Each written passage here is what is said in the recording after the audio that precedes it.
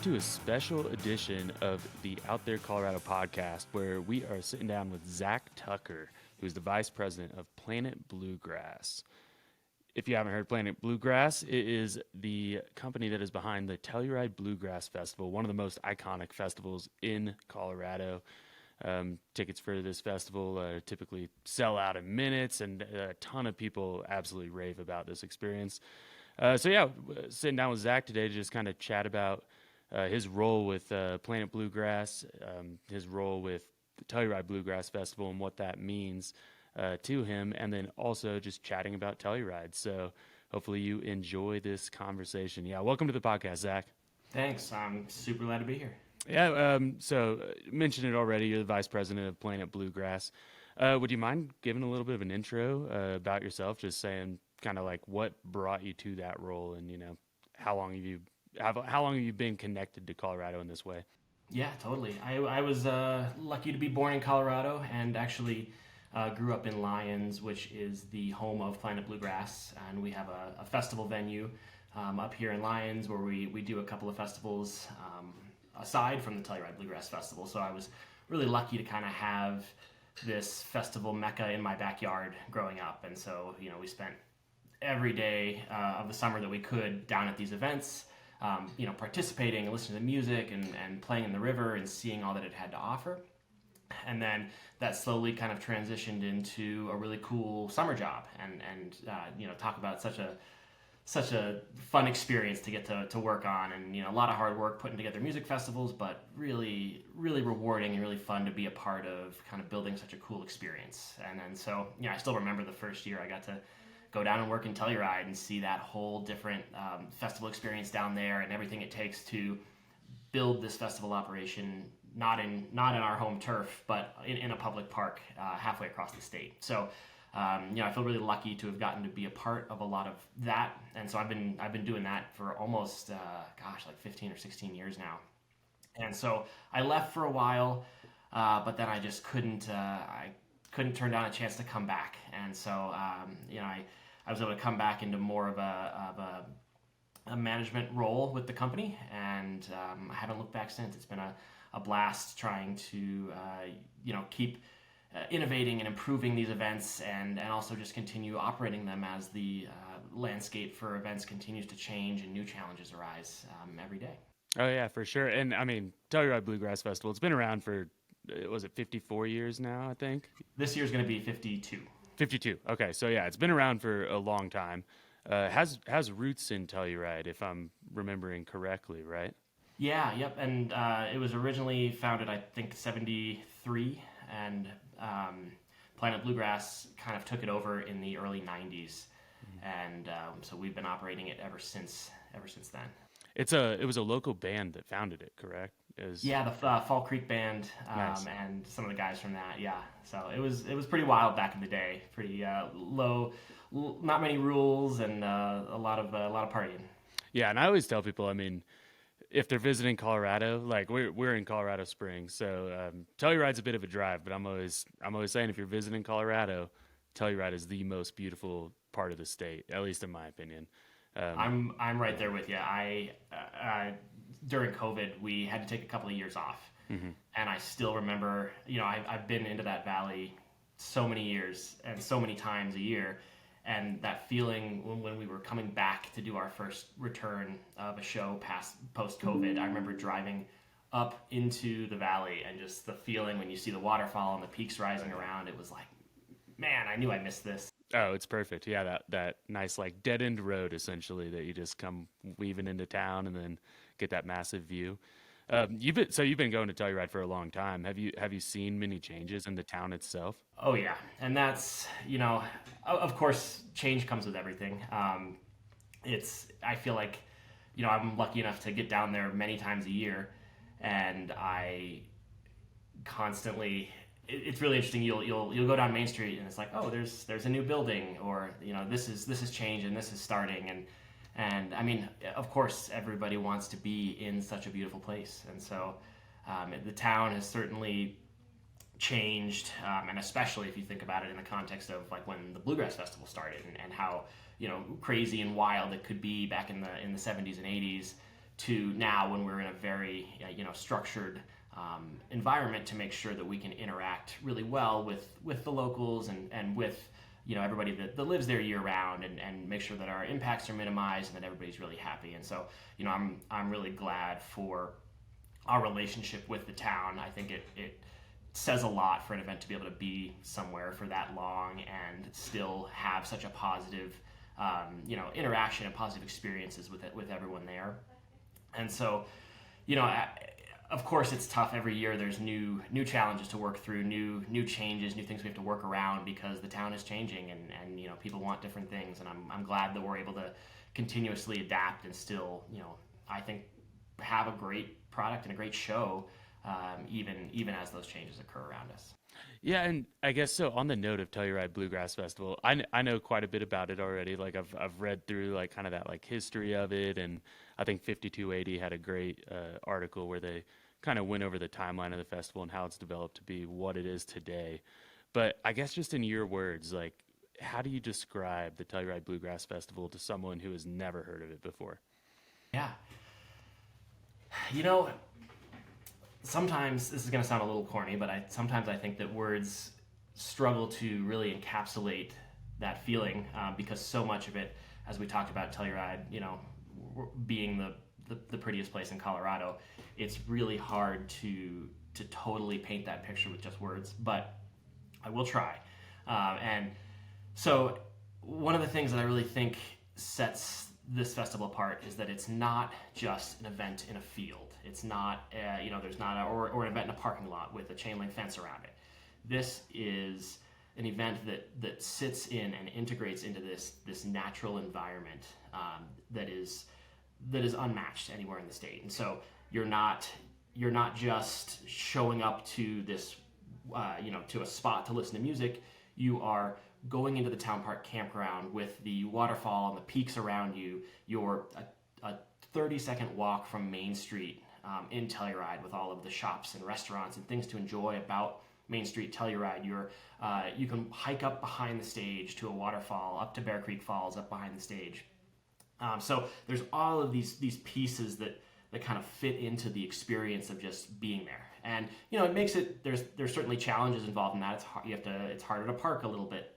It's harder to find space to camp sometimes because we're having to fit into a box canyon. But that's what makes it so special and so unique. And because of that, when you do go park, we have everyone go park up in Mountain Village, and then you get to ride the gondola down into town. So you park your car and you get on this free gondola, and it's a 20-minute gondola ride up and over the mountain down into Telluride. And you get to, before you've even experienced any music, you get to experience your stomach drop a little bit as the gondola rolls over the hill into town, and you get that iconic view. And so that really, it just, all of these pieces set you up for this really unique, cool experience. And then you're in the festival. And when you're in the festival, I can keep hitting on the 360-degree views, but right in front of you is our single stage. And that is something that, I think sets us apart these days because so many big events have so many stages. And you have to pick between what you're going to go see. And I think we really pride ourselves in saying, hey, the music is right here. It's right here in front of you. And we're all looking at the exact same thing and enjoying the exact same thing and sharing these kind of magical moments together. And so that's something that I really love. And then, we really try to curate a musical experience kind of unique, especially in the acoustic and bluegrass music realm. And so that starts with a lot of history. And you may know Sam Bush. He's kind of our focal point player, and he has played the Telluride Bluegrass Festival for the last 50 years straight. And yeah, so last year we celebrated his 50th straight performance in Telluride, and that is an unimaginable feat, I think, for any other artist on the planet. And so such a cool connection to history with these artists. And then you bring in a lot of the other big bluegrass names, like Bela Fleck and Jerry Douglas, who are always there, in these different projects and bringing a cool new take each time on bluegrass. And then we try to bring in some new flair, some jam grass, and with like the Green Sky guys or the String Dusters, and try to have a little bit more of that style of bluegrass. And then we are always looking for new and upcoming names in bluegrass that we can elevate on this stage, because we have we have an audience of people who are so ready to listen to that and support them and to hear that. And so that's super cool. And then the piece that I just love is we're not afraid to sprinkle a little bit of out of genre experience, and that's manifested in a lot of different forms. Some fun ones that kind of come to mind are we had Tenacious D play back a couple of years ago, and and it's so cool. You have the field filled with people listening to bluegrass, and our house band filled with our longtime bluegrass musicians. And then here comes Tenacious D, and everybody is right up and loving it and totally enjoying it. And so I think, one of the things I love so much about the event is how it gives us this chance to see what we love about bluegrass and acoustic music, but then also a little taste of something totally out of left field and something totally different. And so all that comes together, I think, to create a really cool experience. Yeah, and I think you kind of touched on it a little bit, but it's true. It's like most festivals, it's like maybe you go out to a giant desert and you're just kind of in the middle of nowhere and you're at the festival and, you're there for the festival. But with Telluride, right, like you can fill many weekends with activities in Telluride and still not run out of things to do. So Totally. You can kind of pull in all these different little outdoor recreation excursions into that mix. And yeah, no, I mean, it makes a lot of sense. Perfect spot for a bluegrass festival too, I would say. Just with I mean, I'm a little biased, but I certainly agree with you. Yeah, no, that's awesome. And there was something I wanted to chat with you about too, the camping aspect of this. So you guys offer camping at the festival. Oftentimes in Colorado, a lot of mountain towns kind of come with this assumption that lodging is going to be very expensive and very limited. But the camping really opens us up for people that kind of want to add that extra layer onto their experience and just, spend the night under the stars. So yeah, what's the deal with the camping this year? Telluride is certainly not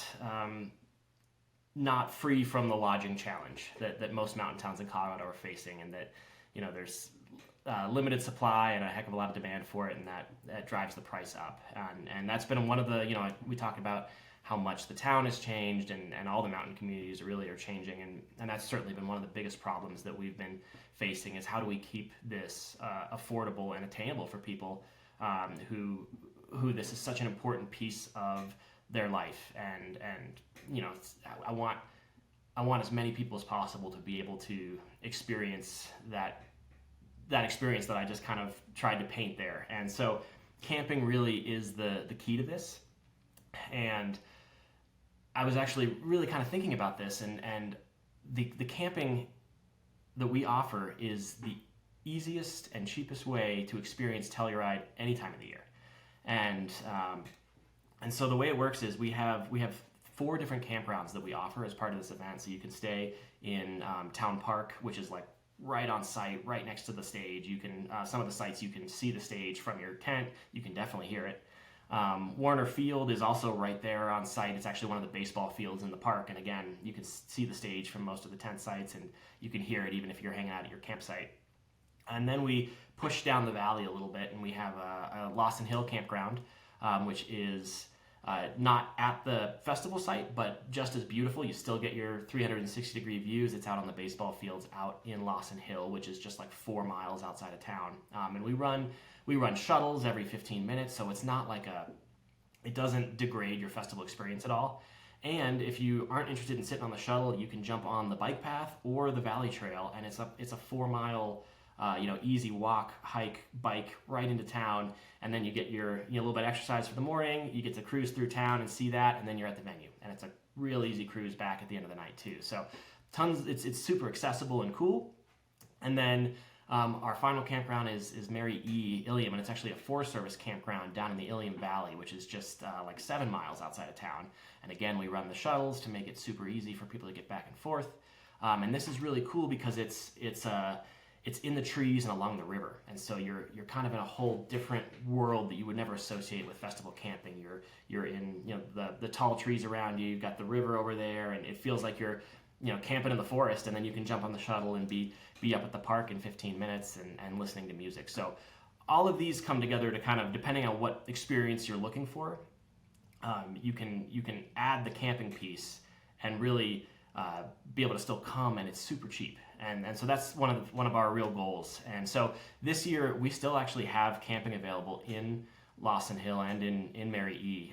So even folks that are interested in coming to Telluride Bluegrass this year and seeing kind of what we're offering can come jump into these campsites. And a ticket to one of these campsites is cheaper than going to get a hotel along the interstate a lot of times. And so that's been one of our biggest goals, is how can we keep camping and cheap so that people can still come to do this.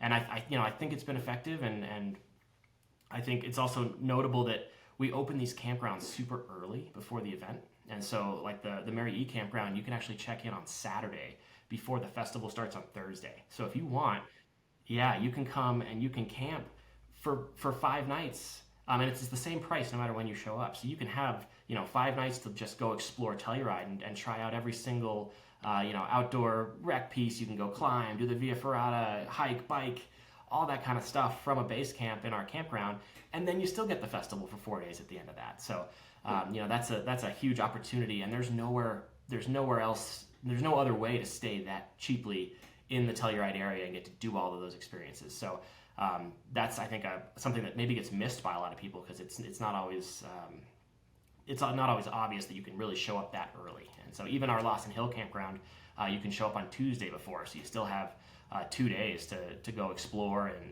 and see everything else that Telluride has to offer before you even start attending the festival. Wow, nice. Yeah, and I guess like on the note of affordability, how much is it to kind of get that, if you want to do the 4 nights of the festival and then also camping, like what's that cost? Yeah, so the festival is $405 for a 4-day pass, and so that gives you unlimited access. So we have music going from 9 to 10 a.m. until 11 or midnight most nights, so it's a full day worth of music.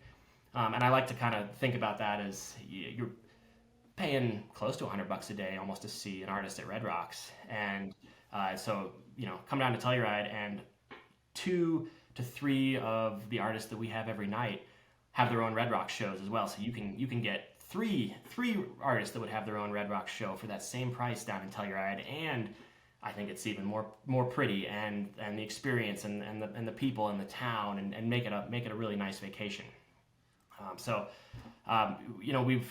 We've said that we've long said that there's a lot to do in Telluride, but music may be one of the most affordable things to do.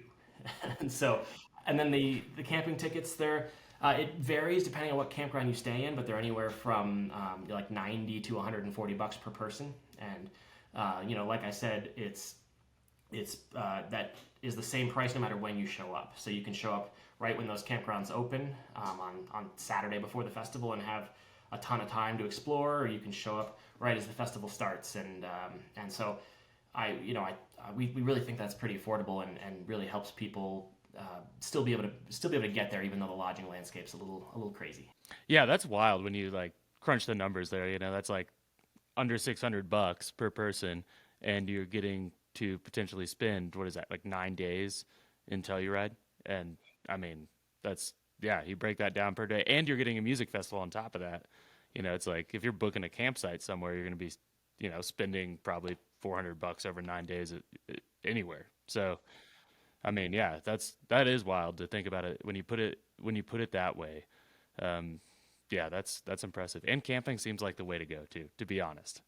I'm with you there, and especially if you think about how hard it is. Like, it's unfortunate how hard it's gotten to book campsites almost anywhere these days, and it's so when we don't have our large scale camping operations set up in town, there's only like 30 sites available in Town Park, and the Mary E campground only has a handful of sites available. So it's very hard to get those, and a lot of them aren't reservations, so you can't have a guaranteed spot. And so this really makes it so much more attainable. You can have a reserved spot, you can have it for a long time, and you don't have to worry about fighting or getting there early on a weekday to try to claim something.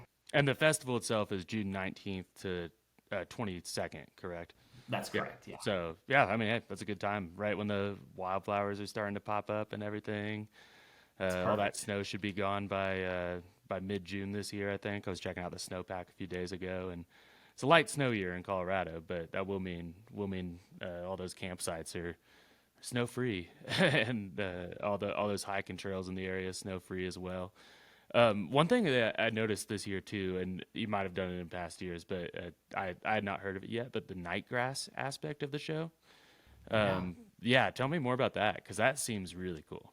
Yeah, so the Nightgrass has been a part of the festival for as long as I can remember, and really it's pretty much the party doesn't stop, and even though the main stage has to go quiet around midnight most nights, we still have a ton of cool music to show you, and we want to do it in these venues around town, and so. It all starts actually on Wednesday before the festival on the 18th, and while it's not quite night yet, it starts with our First Grass concert up in the town of Mountain Village, and that's actually a free concert that anybody can come and sit on the Sunset Plaza and watch. We have the Mountain Grass unit playing that this year, and it usually the sun is setting right during the concert, and it's just a beautiful time to bring a little picnic dinner and kind of hang out up there and see what Mountain Village has to offer. And then after that, our first of the nighttime Nightgrass starts with the we call it Bluegrass Eve, and it's the concert that really highlights the start of the festival. And this year it's with the Yonder Mountain String Band, who've been a part of our festival and a part of the bluegrass scene for many years now. And that's up at the Telluride Conference Center. And what's really cool is no matter where you're staying, after that show, you can jump on the gondola and ride the free gondola back down into town if that's where you're staying. You can, from town, jump onto our shuttles and get out to your campgrounds if that's where you're staying. So it's really easy to still, stay late and see these shows and then still get back out to wherever you're staying. And then after each night of the show, depending on what night it is, we have a mix of Nightgrass offerings in the different venues in Telluride. So we utilize the Palm Theater, which is the theater that is part of the high school, which is a really, really cool venue. It's a beautiful theater. The Sheridan Opera House, which is like a historic venue in Telluride. It sits right at the top of the hill as you're coming into town. And there's been historic performances there. We had Mumford & Sons in there back in the early teens. Oh, nice. Just some, amazing experiences for those people that got to see that.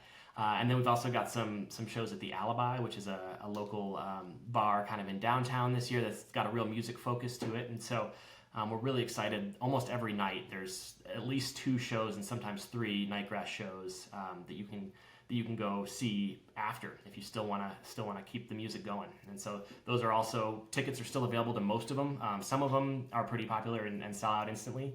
And then some, anybody can still get tickets to now. And of course, we don't actually require that you're attending the festival. So if you're just in town driving through, if you live in Telluride, come by for a little concert if you just want a taste of some bluegrass music. Yeah, that's super cool. Yeah, and I like that you mentioned that a lot of the acts this year and a lot of the performances are by artists who have the Red Rocks shows on the calendar. With Green Sky Bluegrass, Jason Isbell and the 400 unit.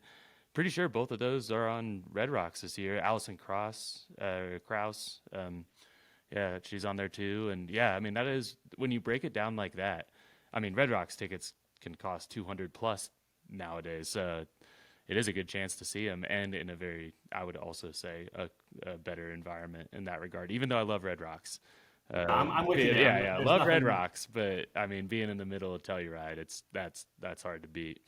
And there's a fun piece to it too, where we try to build the days of the festival so that they have some similarities, but then there's also some variation and some tastes of different music to kind of give you a different experience. So I'll give you an example. On the day that Jason Isbell's playing, Gil and Dave are playing right before him, and that's just going to be a beautiful evening of music. But then right before them, we've got These Sacred Souls. And it's going to be a total change and a chance to show, I think, a lot of fans of Jason and Gil and Dave a totally different type of music and really kind of share that experience and let the fans see each other and have that experience in the park together. And so that's one of the things that we really like about being able to add some of these wild cards. And it's almost like, I think of it like this, it's like a Spotify Discover Weekly playlist, but you're experiencing it live in real time, and you get a little taste of a totally different band that you may not expect as part of a show that you've come to see. Mm-hmm. Yeah, hey, that sounds like incredible. I love that you only have the one main stage too during the concert. You're right. You hit the nail on the head when you're talking about how at most festivals, it's like you're like, okay, do I want to walk all the way across the festival to maybe catch a little bit, be in the back of the seating because you're arriving late, trying to go back and forth. Yeah, I mean, I like the one stage approach.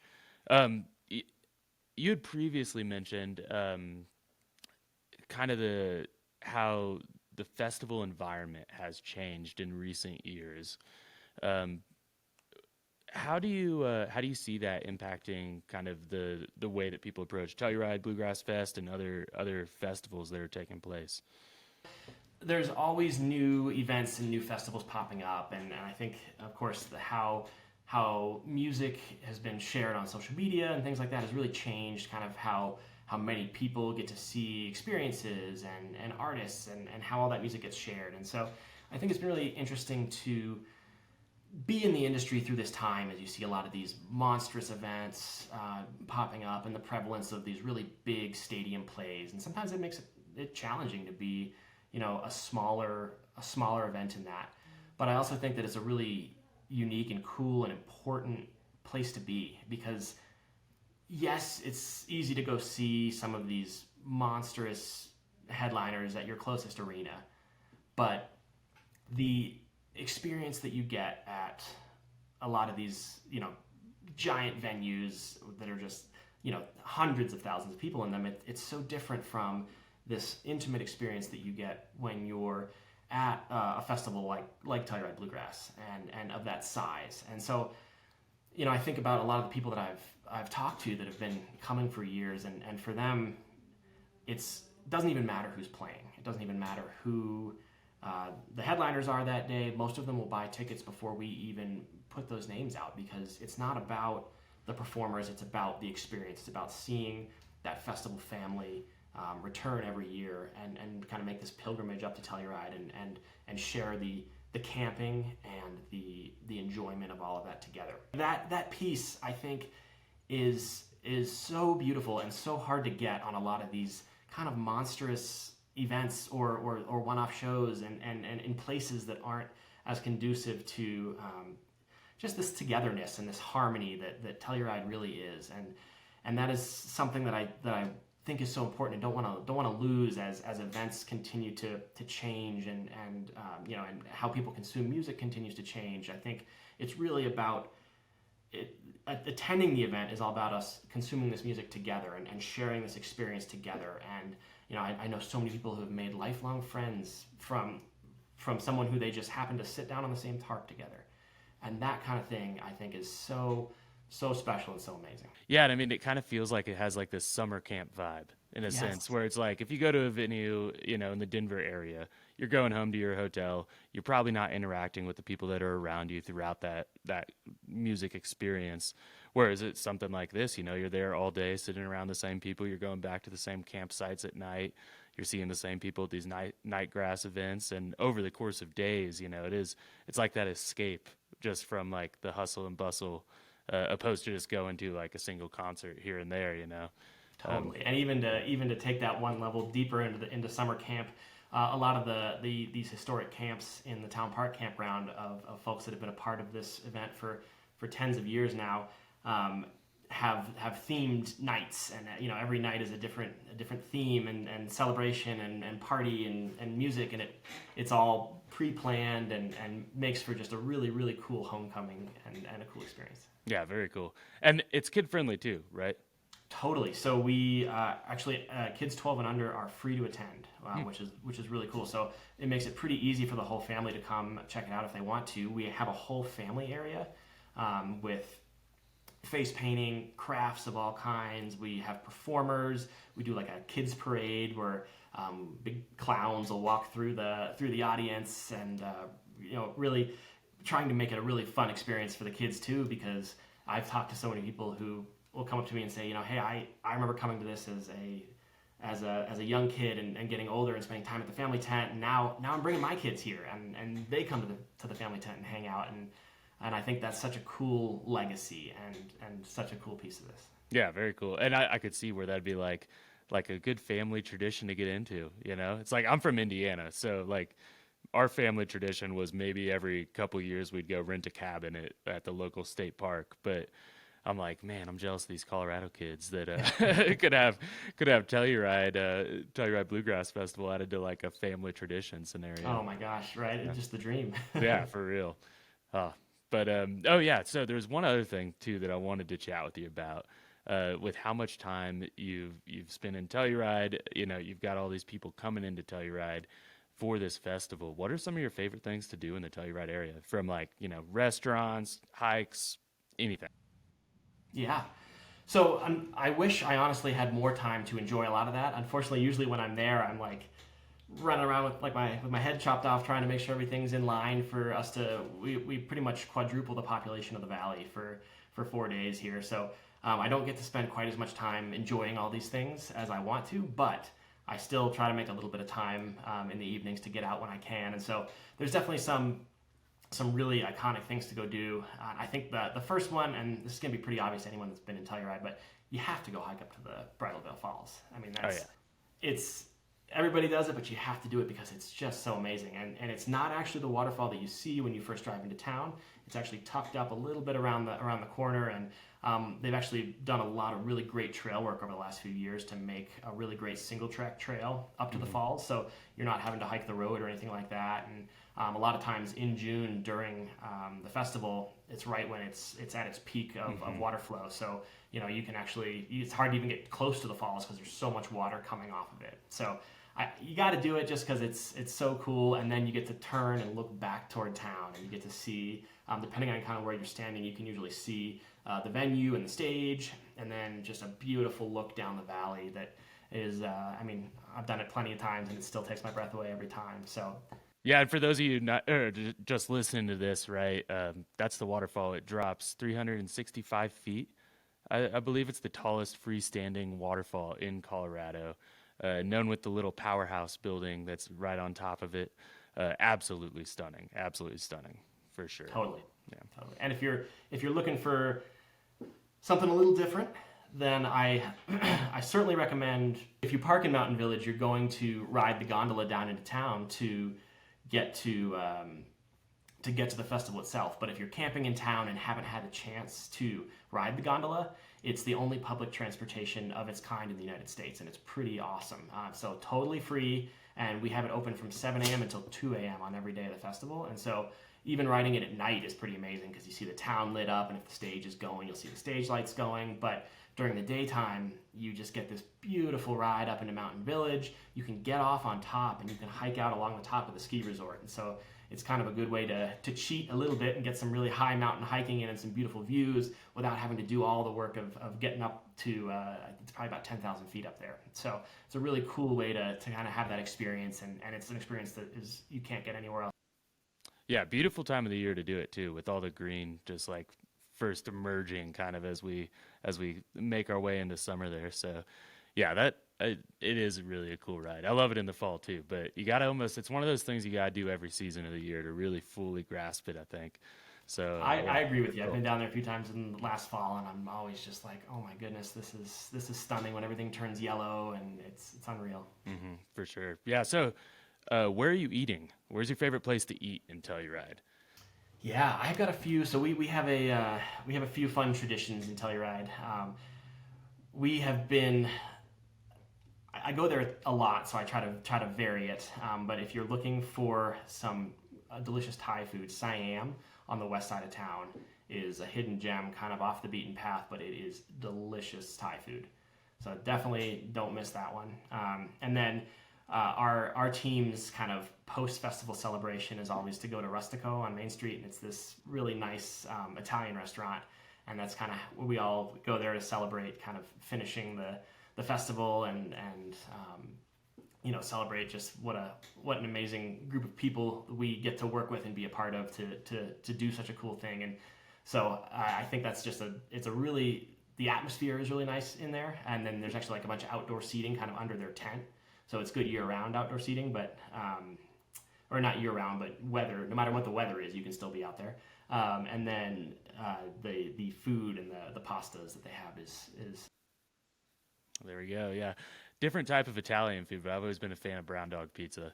That's Yes. that's like the Detroit style, kind of the crispy caramelized crust, and yeah, that's always a top pick for me too, and an affordable spot too, I would say. It certainly is, and Yeah. there's a hot honey pizza there that Mm. I had last time, and it's so Oh, good. it's incredible. Yeah, yeah. Every time I leave, I'm like, I wish there was one of these in Colorado Springs or anywhere else that wasn't a 5.5 hour drive away. But honestly, it's once you get to Telluride, that drive is worth it for sure. Every time, it's perfect. Like it's like I said, starting this conversation, it's probably one of my favorite places in Colorado, hands down. Totally, So totally. I the morning of the drive, you're always like, all right, it's gonna be a long day, and then you kind of get into it. And for me, it really starts when I hit the Dallas Divide outside of Ridgeway. You get into that valley, and I'm just like, oh yeah, this is all worth it, every second of it. it's all still here. This is why I came back. Yeah, for sure. Yeah, so I guess kind of as we're wrapping up this conversation, is there anything else that we should know about the Telluride Bluegrass Festival? And also, I wanted you to maybe mention the other festivals you're running in Colorado as well, because for those people that might not be able to make it out all the way to Telluride for this, they have some other opportunities to see some bluegrass music live. Yeah, totally. I would be remiss if I didn't plug a little bit for Telluride. Like I mentioned, we've got plenty of camping available still at Lawson Hill, and even a little bit down at Mary E. So, if it's been on your bucket list, this is the year to do it. And I think the lineup is spectacular. I'm super psyched. We got some really cool, historic acts, but then also some really cool new names with Zach Top and These Sacred Souls and the Toy Factory Project, which is actually going to be a tribute to the Marshall Tucker Band. And so just a really cool lineup this year. And so if it's been a bucket list thing, this is the year to do it. And we chatted about how with camping, it's actually one of the most affordable ways to see Telluride in any way at any time of the year. And so, of course, all of that information and tickets and stuff is over at bluegrass.com if anyone's interested in coming to hang out with us in June. And then if you can't make it down to Telluride, we do have two other festivals up in Lyons that are a little closer to the Front Range. Rocky Grass, which is our bluegrass festival, and very similar to Telluride in a lot of ways in terms of it's a mecca, and a lot of people plan on this every single year, and so it sells out super duper fast. We've got a couple of tickets that have been returned as part of our refund program, so you might get lucky on a couple days here or there if you're interested in seeing some bluegrass up here. But then our Folks Festival is the 2 weeks later in early August, and that's a great option.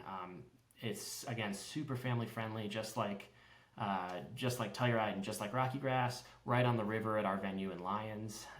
There's camping available for that. You can camp right on site and roll right out of your tent and cruise over to the stage. We've got Nitty Gritty Dirt Band headlining that. I think it's going to be it's probably going to be their last play in Colorado, so a really great chance to catch the Nitty Gritty Dirt Band and Watch House. So yeah, those are kind of our two other festivals up here in Lyons. And then if acoustic music and bluegrass music and folk music isn't quite your thing, we're going back to Telluride in August to present Camp Alderwild with Of the Trees, and it's going to be an electronic festival. So if you're interested in trying Telluride at a different time of year, we recommend starting with bluegrass in June and then going back down in August for some electronic music at Camp Alderwild. Yeah, I just saw that electronic music concert with Of the Trees. It was just recently announced, right? Like he had kind of the vague clues on Instagram, and then finally made that announcement, and that seems to be received very well by that audience there. Like people seem to love it. Yeah, we've been super psyched about that. It's very interesting to go so far out of genre. We're definitely, we definitely are usually bringing acoustic music and bluegrass music, and it's really, honestly, been really a fun experience for our whole team to dive into this other type of music that we don't normally get to be a part of, and then meet so many new people and new fans, and hopefully bring them into the Planet Bluegrass family and show them what an amazing place Telluride is, and keep sharing the music. Yeah, very cool. Well, yeah, thank you so much for chatting, Zach. Appreciate it. Yeah, hey, people listening, if you have not checked out Telluride Bluegrass Fest, you got to get down there and check it out this year for sure. We'd love to have you. Thanks for having me. Yeah, of course.